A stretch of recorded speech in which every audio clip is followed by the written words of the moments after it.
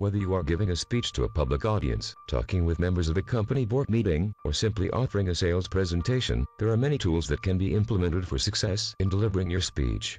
Such tools include explaining detailed examples, designing statistical charts, as well as providing influencing testimony. Below, we will add another public speaking skill to the list and explain 4 special tips for using a Euro evidence in a persuasive speech. 1. Use specific evidence. No matter what kind of evidence you employ, statistics, examples, or testimony, it will be more persuasive if you state it in specific rather than general terms. 2. Use novel evidence. Evidence is more likely to be persuasive if it is new to the audience.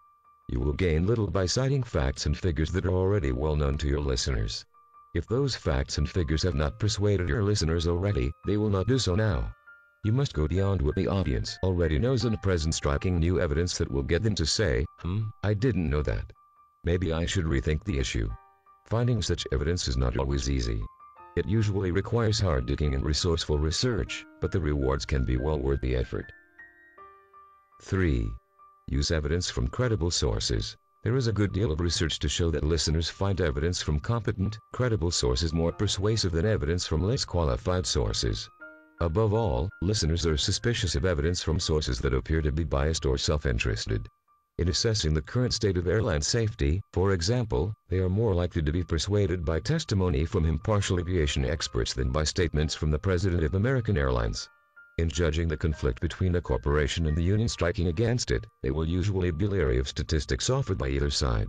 If you wish to be persuasive, especially to careful listeners, you should rely on evidence from objective, nonpartisan sources. 4.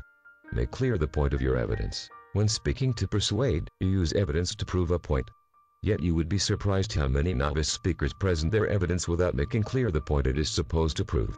A number of studies have shown that you cannot count on listeners to draw, on their own, the conclusion you want them to reach.